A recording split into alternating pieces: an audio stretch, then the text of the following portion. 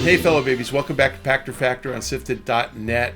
I'm Michael Pachter. Glad to have you here. Hope you're watching this real time as a patron on our Patreon page. If you are contributing, thank you so much. Please, any little extra pennies you can pledge. Shane's dying here. I'm afraid that I'm going to have to go away and find a real job if you don't continue to support Shane. And if you are watching on YouTube as a subscriber, thank you so much. Please also remember to link your Amazon Prime account to your Twitch Prime account. They will pay us. It costs you nothing, and the instructions are in the show description below. If you're doing none of those things, you better be following me on Twitter at Michael Pachter.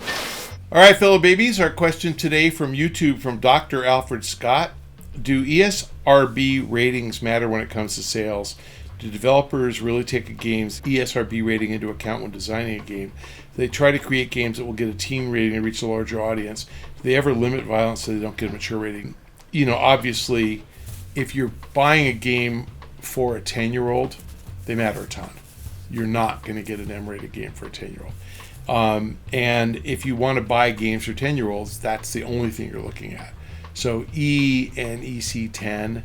Now, obviously, some 10-year-olds are fine. You get them T-rated games, and I kind of remember Tony Hawk was T-rated. I couldn't figure out why, and was it because there was graffiti? It was something stupid like that, like breaking the law by writing in the street, you know, or whatever. I mean, it was like something really silly. But so the ESRB is pretty good about protecting children. But for sure, you don't want an M-rated game for a 10-year-old. And I'm just drawing the line at 10. I remember a friend of mine, his kid's playing football at UCLA now, so he's in college. But when his kid had his 9th birthday, we actually went to the birthday party, and the dad gave him an Xbox with a copy of Call of Duty. And I guess it was probably 2009. So it was the one Vince Zampella made, though. And I think it was the No Russian Call of Duty.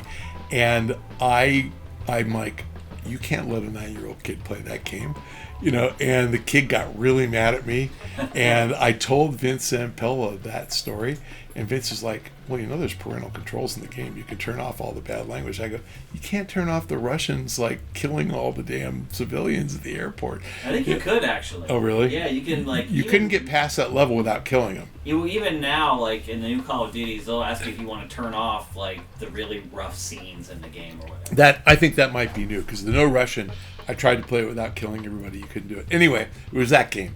So the kid got mad at me. But the point is that there's some things you don't want. So yes, it matters. I think that there are games that probably sell better because they have an M rating. GTA would not sell well with a T rating. I just think that you expect it to be edgy. A better example is Saints Row. You just wouldn't buy Saints Row if it wasn't M-rated, because the whole point of the game is it's outrageous. I mean, there's just like so much stuff going on. Do developers take it into account? You know, again, if it's a Disney title, it can't have an M rating. So, and I say that, I really got to qualify that. Prior to their acquisition of Marvel, it's possible that, like, if there were a Deadpool game, it could be M-rated. But prior to the acquisition of Marvel, they were adamant. Pixar titles, never. You know, Epic Mickey, never. I don't even think they would allow a T rating. So developers take it seriously depending upon the source content. I don't know that most consumers take it seriously, but you just wouldn't buy GTA if it said E on it. Like, you would know it was too lame. So I think it matters a lot. And yes, if you want your audience to include kids, sports titles are all E-rated. I mean, you want your title, and so you could make sports titles with cursing and stuff and get them T-rated or M-rated, but they don't, because they want everybody to play. So yeah, I think that they matter a whole lot. And I think the ESRB, if anything, I think the ESRB is too hard on ratings. Like, I can't remember ever reading about a T-rated game that was too edgy and people complained about it, as opposed to, you know, obviously the hot coffee scene in Grand Theft Auto San Andreas that was sex, that, you know, was like, it should have been AO instead of M. That's a problem. But M, you know, really is effectively the highest bar they could set.